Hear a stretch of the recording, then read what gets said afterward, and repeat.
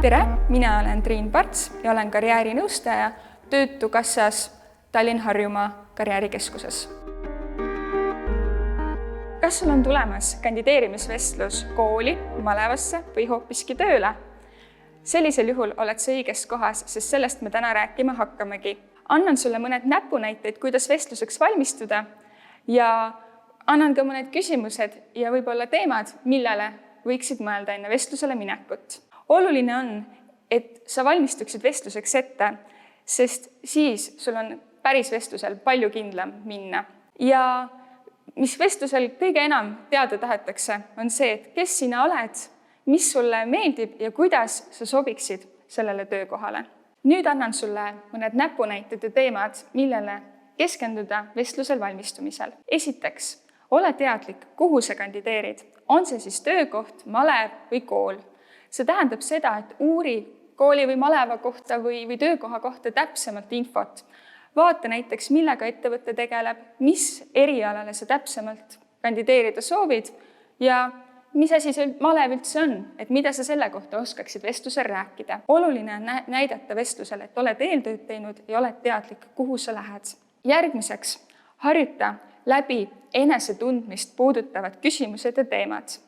See on vajalik selleks, et kui tööandja küsib näiteks sinu käest, räägi endast, et siis sa jookseks kohe lukku, vaid oskaksid endast rääkida. Mõtle enda peale ja vasta järgmistele küsimustele. Mis sulle meeldib? Mida sa teha naudid? Millised tegevused sulle võib-olla nii väga ei meeldi? Millised on sinu arengukohad? Mõtle ka oma eelnevatele kogemustele, saavutustele, aga ka tuleviku eesmärkidele.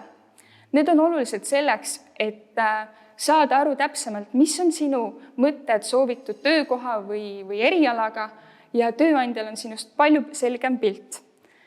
Samuti võid vaadata üle ka oma CV ja motivatsioonikirja, sest ka seal oled sa ilmselt endast rääkinud ja saad vestlusel samu asju välja tuua.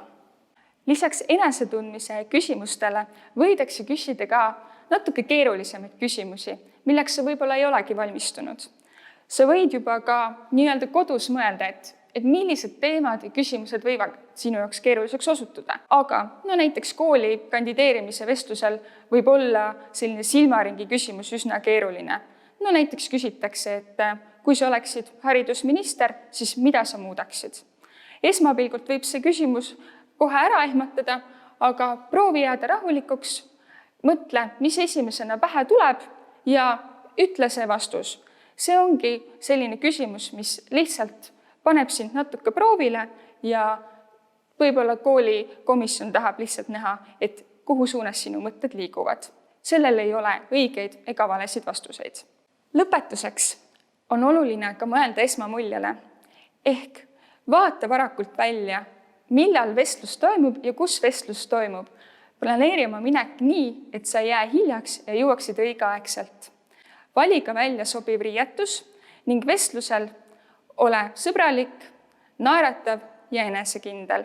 Iga vestlus on unikaalne ja tegelikult me ei saa ette ennustada, millised küsimused seal tulla võivad. Aga ma usun, et need näpunäited aitasid sul natukene ennast ette valmistada ja julged juba kindlamalt vestlusele minna. Kui sa tunned, et vajad abi näiteks kandideerimisdokumentide koostamisel või ka vestluse läbiharjutamisel, siis võta julgelt ühendust Töötukassa karjäärispetsialistiga.